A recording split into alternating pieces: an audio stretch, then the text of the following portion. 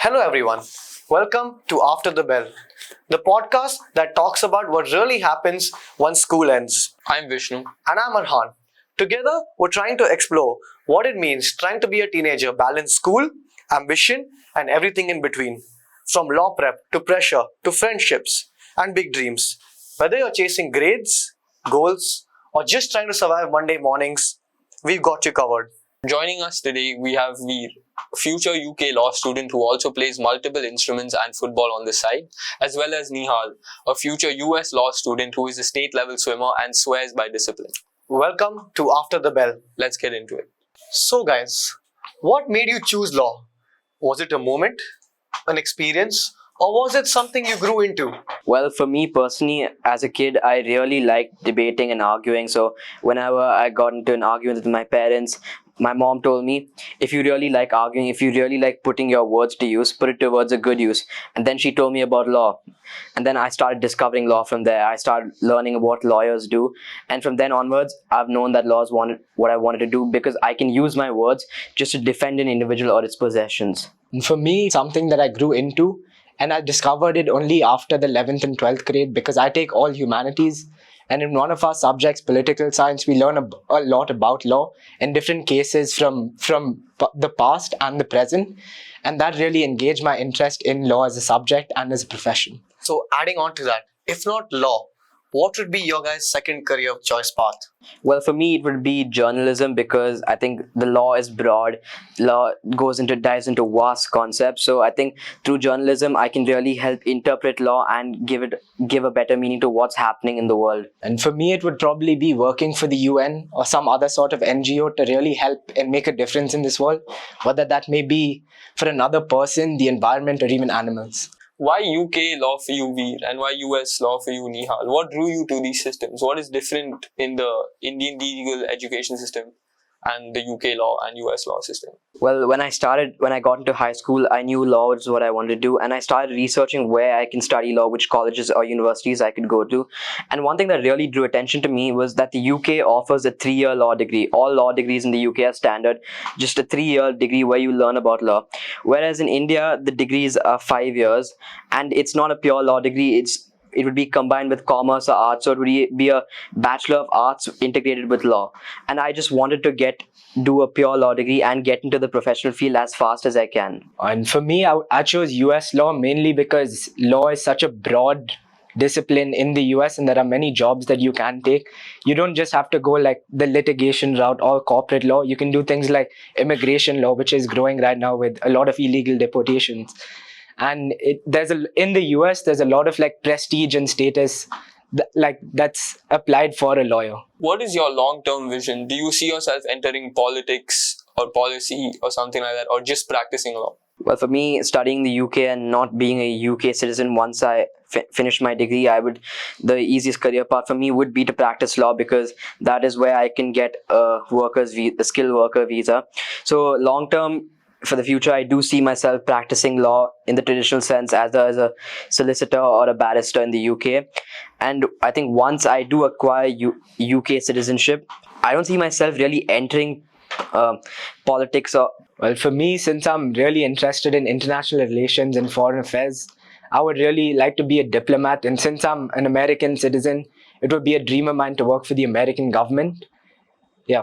Adding on to that, what does success look like for you both 10 years from now? 10 years from now, I'd like to see myself practicing law in a top firm if I'm a solicitor, like at a global firm where I have the opportunity not just to stay in the UK, but maybe work in the US, Singapore, even Europe. Or if I'm a barrister, by the time in 10 years, I would like my goal to be working and arguing a Supreme Court case in the UK. Well, success for me means having a positive impact on someone else's life and helping them out in whatever way I can. Do you guys see yourself ever coming back to India to practice law, or do you think you're only going to practice law abroad? Well, for me, I'm keeping my options open by applying to a few Indian colleges as well. But my main focus is the UK. And even if I do go to an Indian college, I think I will practice for like the first 2 years of my life just to just get an understanding of how the legal system works, how the workplace is, and then maybe choose to go abroad. But if I was working in the UK, finish my degree over there, I really don't see myself returning to India, because in India, foreign law firms aren't really allowed to set up over here, because under the Advocates Act, doesn't allow foreign firms to come in. While they can work with people in India, they can't legally practice in India. Well, for me, my mind is like pretty set on going to the US, mainly because the law schools are so good and the quality of education is really good. And even after going to law school, which is a master's degree, the job market is so vast that I would always have a job, whether, and if I were to come to India, I wouldn't really know where to go or what to do with the law degree. So, guys, walk us through your average weekday from the moment you wake up to the moment you sleep. What does Nihal or we do on a day-to-day basis that differs from others, or what is it that you do? Well, I think I have a pretty standard day for any average teenager our age. I really don't do anything special as such, but my average day is just about wake up in the morning. If I have football practice, I'm at school by 6 in the morning. If I don't have football practice, I'm at school by 7:38. Then I'm back from school by around 4:30, and then after that, I'm at home. I just take some time to relax. I think one thing that many kids our age don't do is take a lot of time to relax after a long day, because school itself is so stressful. You really don't want to come back home and just start working on something again. And then after that, I either go to the gym or play something like tennis. Then I come back, spend some time with my family. I think for me, family time is very important on a day-to-day basis. I make sure every day I have to spend some time with family. Then after that, I do get some work done, maybe a school project. If I'm doing anything for a school club such as MUN, or writing an article for a school magazine, or even just making some notes to revise. Then after that, I just spend some time talking to friends, or just watching a movie or a show. Well, for me, like I too really have to wake up really early because I live quite far away from school. I usually leave school at about 7. I leave for school at about 7 o'clock, and I get back home only at about 3:30. And when I come back, I try getting as much work done as possible, because otherwise I end up procrastinating and the work never gets done. But after my work's done, I like doing something physical, like some sort of activity, like either going for a swim, taking my dog on a walk, or going playing tennis, or going to the gym. And when I come back, I too usually sit with my family, and we all eat dinner together. And after that, my way of winding down is usually by watching a movie or a show late in the night. So y'all are balancing a lot of things in one day. I wouldn't say it's your typical teenage day, but do you guys ever feel it's too much or it gets to you? Well, I think sometimes, yes, it can get a bit too much. If I've left a lot of work for the end, if I've spent too much time, then I do feel like, oh, why am I doing this? But then at the end of it, I always think about what's the goal for the future. I always think my dream university is Oxford. I'm doing this just to get into Oxford, to accomplish my dream. So it can get a bit too much sometimes, but then you have to snap out of it and then think about what your future is. Yeah, well, I agree with Veer, and I think sometimes it does get really stressful, but it's something you have to do as a student in the 12th grade to get into college and really be successful for the future. So talking more on Oxford, Veer, what have you done to boost your chances of getting into Oxford? Because it's a very slim chance of getting in, and how could that benefit others? And what have you done exactly? Well, I've kept a very open profile, I'd say that. I've not just stayed and done stuff that is really aligned towards law. I have done that, but so what I've done is I've got exposure in the legal field. I think UK universities as a whole really like to see your interest and devotion to the subject. So I've done 2 internships, and that I've done it under both corporate and criminal law. I work with a proper firm, and I've done it under a senior advocate. I've done things like MUN and debate, which have helped me given skills such as debating, writing research papers, and I've also written articles in my school magazine. Apart from that, I play football for my school team, and I also play music. I play guitar, and I'm doing grade 6 in LCM piano. So you both do a lot of extracurriculars. You do football, music, Nihal does swimming, debates. How does this exactly fit into your law application, or does it help your law application anyway? Because US, they do look at extracurriculars, but in the UK point of view, Could you just speak on that? Well, the UK as such, yes, doesn't really care that much about extracurriculars, the traditional sense, like how the US does. However, one thing they have added from this year onwards, 2026, for the 2026 entry, is that they've included a question in the personal statement on what you've done outside your formal educational qualifications. So I think now there is more they are looking more towards it, but it is still more what you've done towards your subject. Yeah, as you said, even in the US, they really do prioritize extracurricular activities just to show that you are a well-rounded student and you're not just going to be contributing to the academic part of the college, but you're going to be contributing to much more, like starting clubs or starting initiatives. Adding on to what Rehan said, this routine that you guys have seems pretty hectic. You go to school, come back, do a lot more work.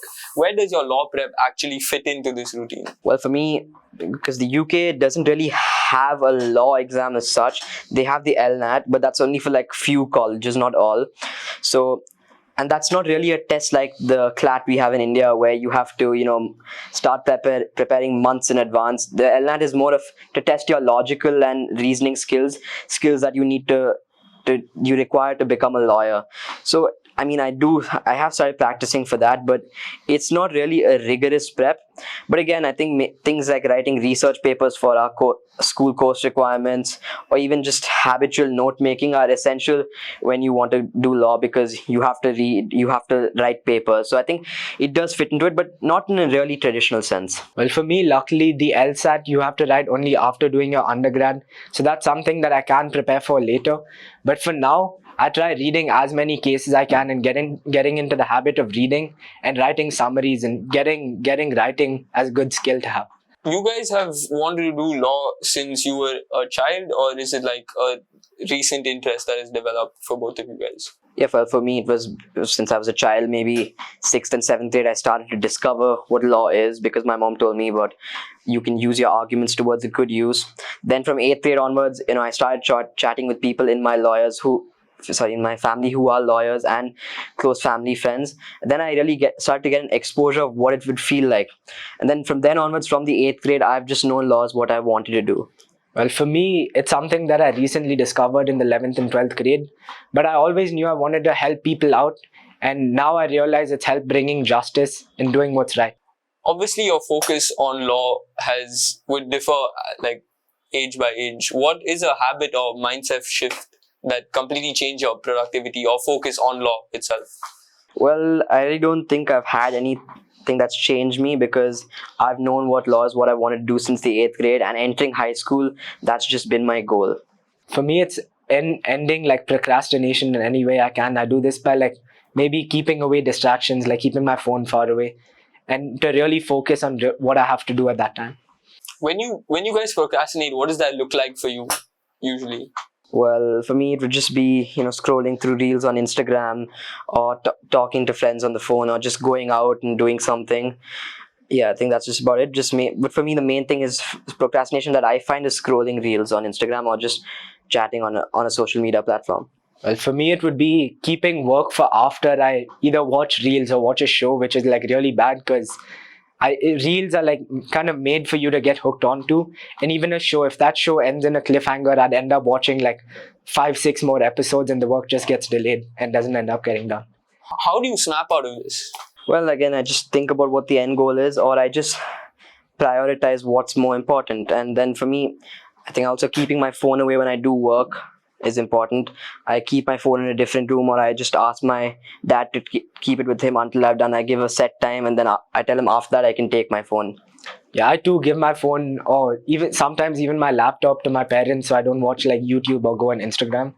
And they give it back to me only at the end of the day when I can use it and when all my work's done. So you both are students studying in the Indian education system right now in class 12. So do you guys think the Indian education system prepares you well for legal careers abroad or in the future? Well, yes and no, because I think the Indian education systems give some good skills such as memorizing, which is somewhat essential to law. Then also, as part of the course requirements, you're required to write a research paper. Research is essential when you're doing law, to know the facts beyond what your case is.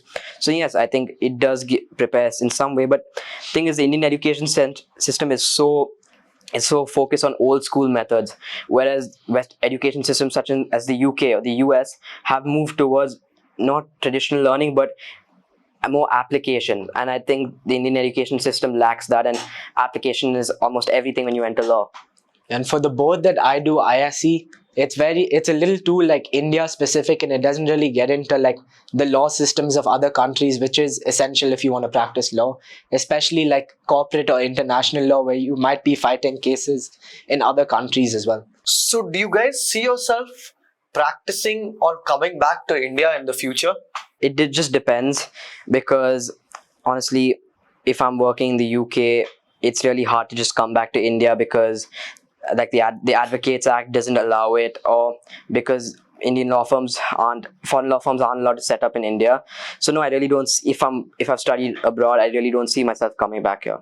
Yeah, me too. Even since I'm an American citizen, it makes more sense for me to like practice abroad as well and not come back to India. And a bar certificate over there is very, very valuable.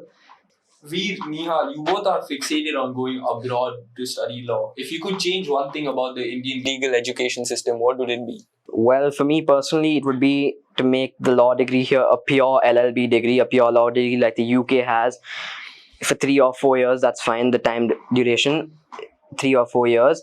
And I wouldn't get rid of the CLAT exam completely, but I would make the application process a lot more on the individual's profile, like how the UK does. Some colleges use the LNAT, but that's just to compare, because applicants have the high volume of applicants and each applicant is outstanding in his or her own way. So I think I would introduce a application system, and where you have to write a personal statement and what you've done and why you want to become a lawyer. Well, for me, improving the Indian legal education system would probably be having exposure programs where students can go abroad to other well-renowned law schools like Columbia, Harvard, Oxford, and Cambridge, and all that, to just give the students more exposure and into what the applications of law can be, and they can realize that it's not just two routes; it's so many more. So, do you guys think exposure is what's mainly lacking in the Indian legal education system, or is it something else? For me, it's not that. I don't think it's really exposure, because some Indian colleges do have programs, but it's not in the amount is really not that much compared to how every foreign university has in the UK or the US would have an exchange program. For me, what's lacking is still sticking to old school methods, like the CLAT exam. I don't think it's a good measure of how one can get into college anymore. So I think it's just the old school methods they still employ. But I'm not disregarding that Indian colleges are bad. Some of them are phenomenal. They are led by seniors in the field who are well renowned in legal knowledge of India. So it's not that it's just bad. It's just I feel that the methods colleges still use to attract students is still old school, and it just needs to change. Yeah, for me, I think because even I've spoken to many young lawyers, and if they study in India, they kind of tend to work only in India and they don't really go abroad. But if they want to go abroad, they do their masters abroad as well. And that's something that really shows how like close the Indian system is. So you both are teenagers with a great and powerful goal. But what's the biggest internal pressure you both have faced as teenagers chasing something big from such a young age? Well, for me, it's many people have said, why do you want to go to the UK? What's so special about it? You can study in India. India has law schools. But then to those people, people don't really know what they're saying, because everybody, when they think of foreign universities, they think of, the expensive cost, the racism. But I mean, everywhere has racism. Even in India, you'll find racism. And I think with the cost, if you really want something bad, it is worth it. Even though you're paying maybe, let's say, 5 to 10 times the fees, I think it is worth it if you really have a goal you want to chase and you really know what you want to do. Well, for me, it would be probably the fear of failure. That puts a lot of pressure on what I do and how I act, whether that may be like going into an exam. And I always say, what if I fail? What if I lose? But that's a part of success. So comparison is a big part of society today. So how does comparison affect you both, emotionally or physically as well? Well, I think for me, comparison doesn't really matter, because I'm a firm believer that every student of our age has their own path. You really should not or cannot compare yourself to anybody else, because everybody else wants to do a different thing. Even if you both want to be a lawyer, you may not want to do the same thing. I may want to do corporate law. He may want to do environmental law. So I mean, every student when they start out has their own path, so you really can't compare in any way. For me, I think comparison is actually a good thing, not in a way where it alters your decisions and makes you not do things, but in a way where if I see someone getting better grades than I do, I look up to them and I want to chase that. Or even if they play sports and if they're always winning, I'd want to chase that. And it makes me better as a person. Obviously, UK law and US law is extremely competitive. How do you guys cope when you feel like you're falling behind everyone else or someone else? Because obviously there are people doing more work than you. Well, for me, I just make sure that I have what's essential. A good, for the UK, a good and strong personal statement, a good reference which I've gotten from my school teachers, and then a strong academic profile which I've improved since my IGCSEs, and now for my 12th grade predictives, they are way stronger. So I make sure that what I've done is enough and I don't really need to do more. Let my progress, improvement, and the things I've done already speak for myself. I really don't think that I want to do so much also, because it can lead to burnout, it can lead to disinterest. So I think doing a standard amount of things and then showing progress and passion for that is enough. And for me, it would probably be getting my GPA up, because that's the main thing that US colleges look at, your grades and your academics. And maybe getting more in the SAT or doing more extracurriculars and doing more things and starting more initiatives, which they really value. Veer, you said you wanted to do criminal law. As a kid growing up, even I wanted to do criminal law, but my mother said that the people I would be helping would be criminals. So the people you're sort of affiliating with yourself are bad people. Do you think that these people that you're saving, even if they are guilty, would that be on your conscience that you're sort of helping someone who is guilty get out of jail for doing something that they have done? Well, that's a very complex question you asked, but I think, as it said, every person is innocent until proven guilty, and my job is to prove that they are innocent and even if they are guilty, every human has the right to a fair trial. You cannot say, oh, he killed somebody, let's give him the death penalty. He stole from somebody, let's give him 20 years in jail. No, you have the right to a fair trial. You need to be all the facts need to be assessed, why it happened, why you did it. It's not fair to, maybe, let's say, okay, fine, somebody who's very in absolute poverty, they steal, okay, maybe one packet of biscuits. You can't give them 20 years of jail. You have to assess the situation. Okay, fine, stealing is wrong, but you have to understand where it's coming from. So I think as a criminal lawyer, you're really just trying to understand the situation as a whole, and you really just need to trust everybody what you're around you. So just everybody that's there, the judge, the other thing, listen to them. Many criminal lawyers don't want to listen to the other side, but you have to listen. You have to assess all the facts. Then even if your client is guilty, you know that, okay, fine, this is valid because they've done this. But then you also know, oh, I'm happy they didn't get a higher penalty because the matter wasn't so bad. That was an amazing take, Veer. So guys, how has your high school journey overall been? You guys have gone through a lot. How has it been, so emotionally, academically, and on a personal level? How has high school been for you both? Well, for me, honestly, in the 9th and 10th grade, it wasn't the best. It improved, but when it started out, I mean, I knew I wanted to do law. However, I think I just picked the wrong subject combinations for my IGCSE. I went very science focused. I really didn't, and I wasn't offered really any humanities or many commerce subjects. So I think the disinterest towards that, I was always really bad at math and not scoring good grades. I think those really just did not really get me to my potential. Whereas I think once I got to 11th and 12th, I could choose the subjects I wanted to. I chose pure humanities with some commerce, and then over there, I have a love for understanding current affairs and historical events. So once I got there and applying that knowledge to these subjects, it really got interesting, and I think that's when I started to score good grades. And I think if you're interested in the subject you do, if you can bring outside things into it, you will succeed in it. Similarly, for me in the 9th and 10th grade, I took a lot of sciences because at that time I wanted to do engineering, like civil engineering or environmental engineering. And even though I was interested in it, I wasn't really scoring the best grades. But in the 11th and 12th grade, I too took pure humanities. And I really like, for example, history. It's something that I've always liked even since I was young. And now I'm able to get my grades up.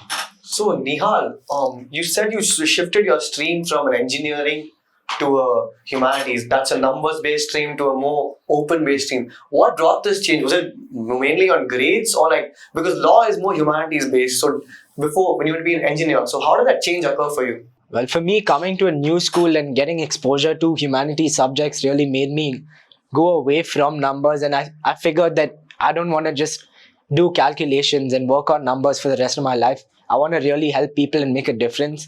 And I thought law, a career related to law, can achieve that. And if I could add on to what Nihal said, I too also switched schools in the 11th and 12th, and I was offered this combination based on my application profile, based on my interest. So my mom just told me, okay, just listen to them, trust them. And I think at the end of it, yes, it came out really well, and I got the grades I wanted, and I got to be where I wanted. You guys have been wanting to do law for a while. Most people going into the 11th don't know what they want to do for college at such an early age. Do you think having these goals at such an early age makes you feel sort of isolated from your peers? Well, not really, because I think everybody wants to do something at some point. And if you're in a school like mine, which is competitive and goes out towards a lot of good students, got towards a lot of good universities, you really don't feel isolated because everybody wants the same goal to get into good university. That's every person's goal when they enter high school. But the only way I would say I feel isolated is because I want to practice law in the UK. Many of my friends want to stay in India and practice over here, or even friends who want to come to the UK or to the US just want a degree over there and then to return to India. So that's the only way I've really felt isolated. But throughout my high school life, that's really never been an issue through my goals. And as Veer said, a common goal I think really brings people together. Like many people, to do more extracurriculars, they work together. Like some people have started a new magazine, or some people are doing podcasts, and some people are having charities of their own and starting initiatives. And that I feel leads to development of themselves and of the other person's extracurriculars. And everyone's obviously trying to get better grades than they have in the past.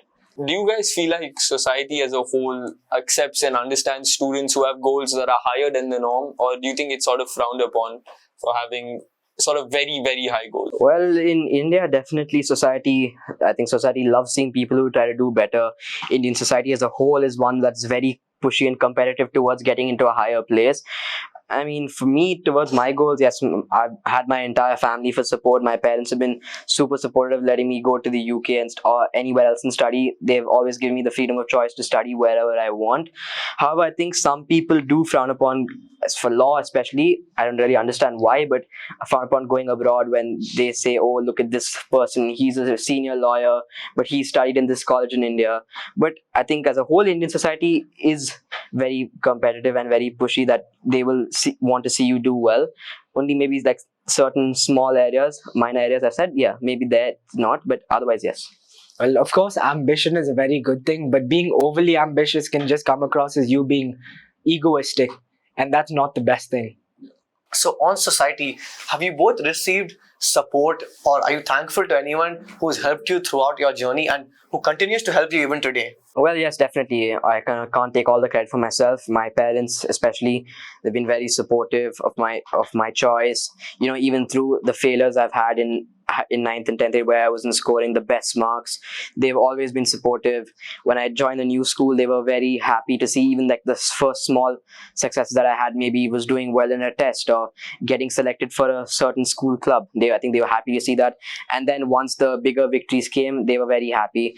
Then of course my friends have always been supportive of what I wanted to do. And I think school teachers also, they always want to see you do better. I think they also feel very happy when a student of theirs has reached a higher level. So I think, yes, I'm always thankful to these people. For me, definitely my parents, but in specific, I would like to thank my brother for really giving me advice for what to do to get better grades, because he's getting like really good grades and he's studying in the US right now. And he really advises me on my applications, for example, or what to add in my essay, or what to do that the colleges really value. And even my friends really push me to become better or do better things in school. So, Veer, you've spoken about being body shamed and being insulted about things like that. Do you think your body has ever held you back or given you a disadvantage in some way? Or has it built a mental resilience that nothing else could have? Well, not really. I mean, yes, of course, sometimes it can be it can hurt when you heard some insulting things, but I think that just makes me better as a person because going to a corporate workspace it becomes somewhat easier, and where it'll be tough, and I think it helps you take any sort of rejection well. So yes, I don't think it's ever held me back, but sometimes I think it's made me a better and stronger person. Veer, like you said, comparison is a very big thing in Indian society as a whole. Do you feel like comparison has sort of deterred you on your journey towards UK law student, or like as a law student yourself? Do you feel like that's sort of been a bad thing in your journey? Not really, no. For becoming a lawyer, being compared to anyone else, I really don't think it's a bad thing, and I have never faced any comparison for wanting to be a lawyer in any sort of way.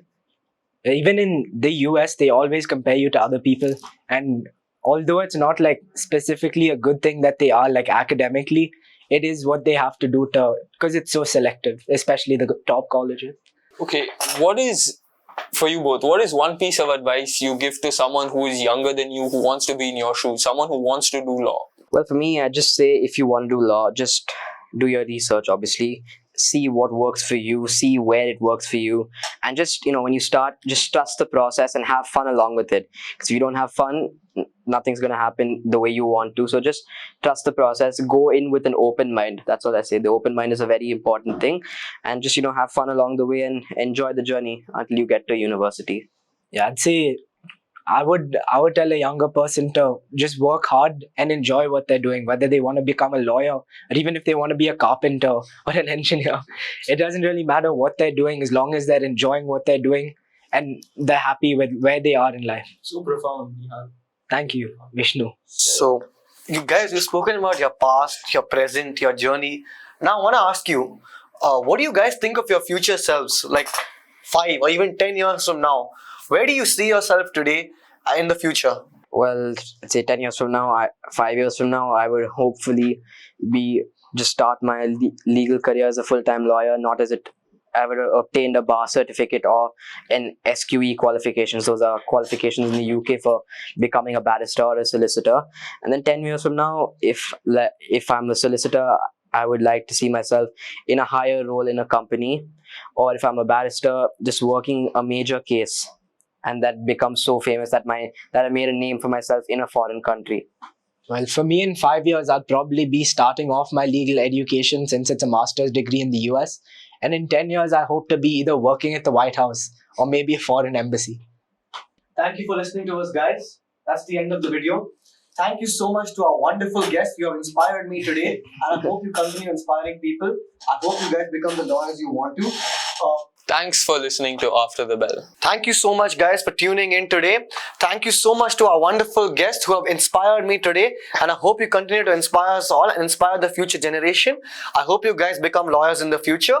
Do like, subscribe, and share. There's more episodes coming out, and see you after the bell. Stay tuned.